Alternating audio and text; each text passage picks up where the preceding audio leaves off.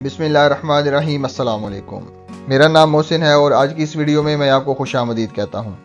आज की ये वीडियो बैंक अल हबीब के हवाले से है। इसके अंदर आपको मैं बैंक अल हबीब का एक सेविंग अकाउंट बताने जा रहा हूँ कि जिसके ऊपर आपको प्रॉफिट कितना मिलेगा वो भी बताऊँगा, क्योंकि हाल ही में तमाम बैंकों ने स्टेट बैंक की हिदायत के मुताबिक अपने प्रॉफिट रेट के अंदर तब्दीली की है और अपने प्रॉफिट रेट को कम कर दिया है। अब जुलाई 2024 से आपको जो पहले प्रॉफिट मिलता था वो प्रॉफिट अब नहीं मिलेगा, बल्कि उससे पहले से जो है वो कम प्रॉफिट मिलेगा।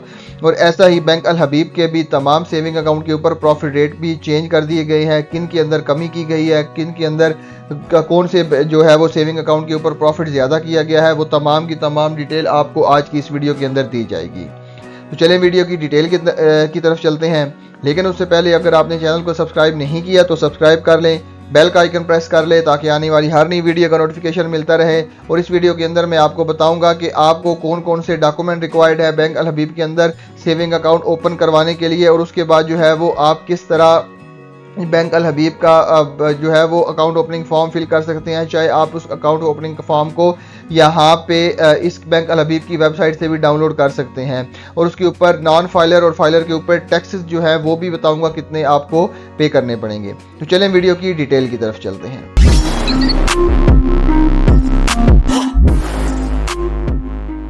जी तो दोस्तों, आज की इस वीडियो में हम मंथली सेवर अकाउंट की बात करने वाले हैं, जो कि बैंक अल हबीब की एक प्रोडक्ट है। और एट द एंड मैं आपको ये भी बताऊंगा कि ये monthly saver account Islamic mode of financing पे बेस करता है या ये कन्वेंशनल मोड ऑफ फाइनेंसिंग के ऊपर बेस करता है। सबसे पहले जो है वो इसके हम की फीचर की बात करते हैं कि इसके ऊपर जो है वो हम एक्सक्लूसिव बेनिफिट आपको दिए जाएंगे। वो क्या क्या है कि इसके अंदर जो है वो किसी भी किस्म का जो है वो मिनिमम बैलेंस की कोई रिक्वायरमेंट नहीं है। कि नॉर्मली किसी भी सेविंग अकाउंट के अंदर ये होता है कि आपको जो है वो इतना मिनिमम बैलेंस मेंटेन करना पड़ेगा, फिर आपको जो है वो प्रॉफिट भी दिया जाएगा। अगर आप इतना बैलेंस मेंटेन नहीं करेंगे तो मंथली आपके अकाउंट में से कटौती की जाएगी।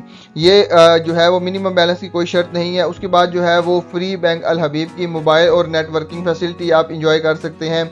उसके बाद जो है वो up to 90% finance against deposit. अगर आप फॉर एग्जांपल अपने फाइनेंस के अगेंस्ट लोन लेना चाहते हैं, फॉर एग्जांपल अगर जो है वो आपको किसी किस्म की ज़रूरत पड़ गई है, पहले तो ये है कि आप अपने पैसे को विड्रॉ कर सकते हैं किसी भी टाइम पे।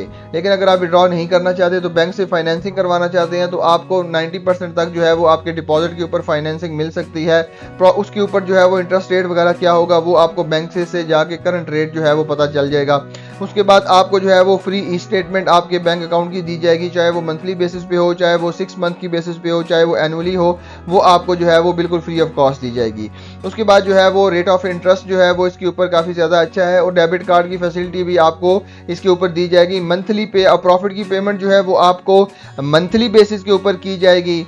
और ये जो है वो प्रॉफिट की पेमेंट आपको आपके मंथली एवरेज बैलेंस के ऊपर की जाएगी। मतलब अगर एक महीने के अंदर आपका बैलेंस 1 लाख रुपया है तो उसके ऊपर आपको प्रॉफिट मिलेगा। और अगर अगले महीने के ऊपर आपका बैलेंस जो है वो 1 लाख से ज़्यादा हो जाता है, 2 लाख हो जाता है, तो नेक्स्ट मंथ जो है वो आपको उसके ऊपर प्रॉफिट दिया जाएगा, जो ओके मंथली एवरेज बैलेंस के ऊपर बेस करता है। उसके बाद जो है वो आप अपनी अमाउंट को किसी भी वक्त विड्रॉ कर सकते हैं, किसी भी वक्त जो है वो डिपॉजिट कर सकते हैं। किसी भी किस्म की विड्रॉल की या डिपॉजिट की कोई भी रिस्ट्रिक्शन आपको इस अकाउंट के ऊपर देखने को नहीं मिलेगी।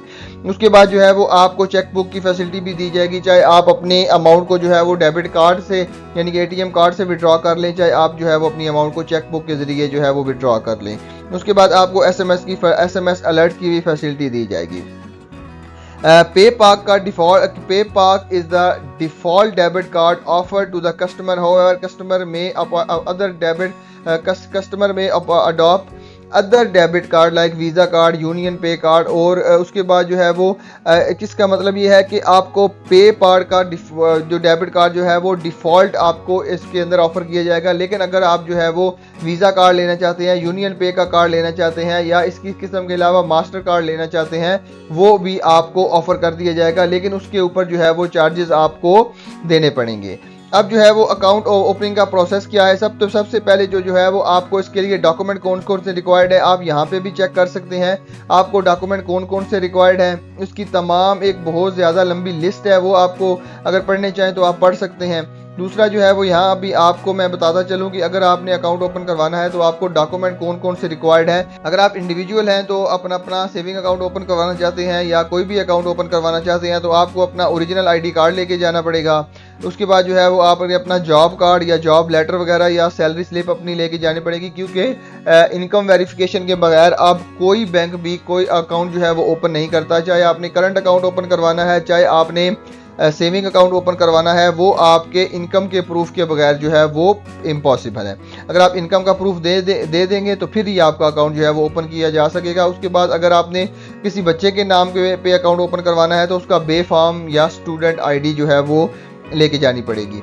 उसके बाद अगर आप सोल प्रोप्राइटर है, मतलब अगर आप अपना खुद का कारोबार करते हैं तो आपको अपना ओरिजिनल ID कार्ड लेके जाना पड़ेगा और उसके बाद जो है वो प्रोप्राइटरी स्टैंप रबर स्टैंप लेके जाना पड़ेगी, मतलब आपकी जो आपके कारोबार की जो स्टैंप है वो लेके जानी पड़ेगी। उसके बाद आपने अपने NTN की कॉपी लेके जानी है और उसके बाद जो है वो सर्टिफिकेट ऑफ प्रूफ और मेंबरशिप ऑफ ट्रेड बॉडी, मतलब कोई भी चैम्बर ऑफ कॉमर्स का जो है वो सर्टिफिकेट अगर आपके पास है तो वो लेके जाना पड़ा है। उसके बाद जो है वो आपने अपने लेटर हेड के ऊपर एक अकाउंट ओपनिंग की रिक्वेस्ट बैंक को देनी है कि मैं ये अकाउंट ओपन करवाना चाहता हूं, तो फिर उसके बाद आपका अकाउंट ओपन हो जाएगा। इसी तरह अगर आप पार्टनरशिप है, कंपनीज में हैं, तो अगर आप अकाउंट ओपन करवाना चाहते हैं तो काफ़ी ज़्यादा ये डॉक्यूमेंट है, ये आप यहाँ पे चेक कर सकते हैं। अगर मैं यहाँ पे एक एक डॉक्यूमेंट की डिटेल बताऊंगा तो वीडियो काफ़ी ज़्यादा लेंथी हो जाएगी। अब हम चलते हैं कि आपको जो है वो फॉर्म किस तरह कैसे फिल करना है। ये बैंक अल हबीब का जो है वो अकाउंट ओपनिंग फॉर्म है, इसको जो है वो आप प्रिंट ले सकते हैं। आपने अपनी तमाम डिटेल जो है वो यहाँ पे जो है वो यहाँ पे फिल करनी है, जिसके अंदर जो है वो आपने अपना पर्सनल इन्फॉर्मेशन वगैरह देनी है। अगर नहीं, यहाँ पे सिंपल आप सिग्नेचर करके बैंक पे ले जाएं तो बैंक आपकी तमाम इन्फॉर्मेशन यहाँ पे जो है वो फिल कर लेगा। ठीक है, ये भी बात होगी। उसके बाद जो है वो अब हम बात करते हैं कि आपको जो है वो इसके ऊपर प्रॉफिट कितना मिलेगा। प्रॉफिट इसके ऊपर जो है वो 19% आपको मिलेगा, 19.1%। जैसा कि मैंने बताया है कि तमाम बैंकों ने अपने प्रॉफिट के अंदर कमी की है। पहले इसके ऊपर जो है वो 20.50 का प्रॉफिट आपको इसके ऊपर मिलता था, लेकिन अभी जो है वो इसके ऊपर आपको 19.10 का प्रॉफिट मिलेगा। तो 19.10 के प्रॉफिट के हिसाब से जो है वो अब आपको फॉर एग्जांपल अगर आपने जो है वो 5 लाख रुपए इन्वेस्ट किए हैं अपने इस अकाउंट के ऊपर, तो आपको 19.10% के हिसाब से जो है वो प्रॉफिट दिया जाएगा, वो 95,500 दिया जाएगा।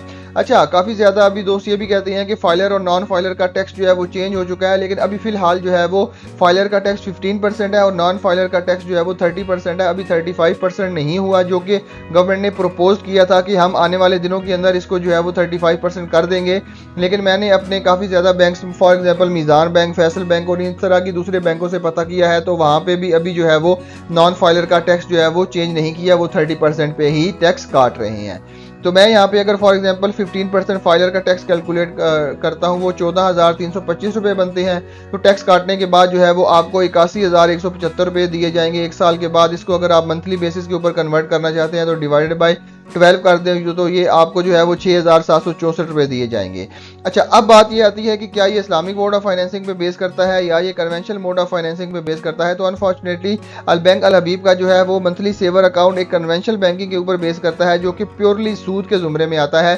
तो लिहाजा अगर आपने कोई सेविंग अकाउंट ओपन करवाना है तो किसी भी और इस्लामिक बैंक के अंदर ओपन करवा दें। लेकिन अब आप सोच रहे होंगे कि तो फिर अगर ये कन्वेंशनल बैंकिंग पे था तो हमें इतनी डिटेल बताने की ज़रूरत क्या थी, ताकि आप जो है वो बैंक अल हबीब में अगर कोई अकाउंट ओपन करवाना चाहें तो बैंक अल हबीब का अगर नुमाइंदा आपको कहे कि हम जो है वो मंथली सेवर अकाउंट आपको ओपन कर देते हैं, तो आपको पता होना चाहिए कि मंथली सेवर अकाउंट एक कन्वेंशनल बैंकिंग के ऊपर बेस करता है, जो कि प्योरली सूद है। तो लिहाजा आपको इससे बचाने के लिए इसकी तमाम डिटेल भी शेयर की है। तो बैंक जो है वो इसके प्रॉफिट को, जो इसके ऊपर जो इंटरेस्ट रेट है उसको भी प्रॉफिट ही डिक्लेयर करता है, लेकिन आपको पता होना चाहिए कि जो ये मंथली सेवर अकाउंट है ये कन्वेंशनल बैंकिंग के ऊपर बेस करता है। तो आज की इस वीडियो में बस इतना ही था आपको, जिसके अंदर मैंने बताया कि प्रॉफिट रेट के अंदर कमी भी हुई है और मंथली सेवर अकाउंट जो है वो कन्वेंशनल बैंकिंग के ऊपर बेस करता है। तो मुझे उम्मीद है आपको आज की वीडियो पसंद आई होगी। मिलते हैं इसी तरह की एक और इन्फॉर्मेटिव वीडियो के साथ, तब तक के लिए अपना बहुत ख्याल रखिएगा। अल्लाह हाफिज़।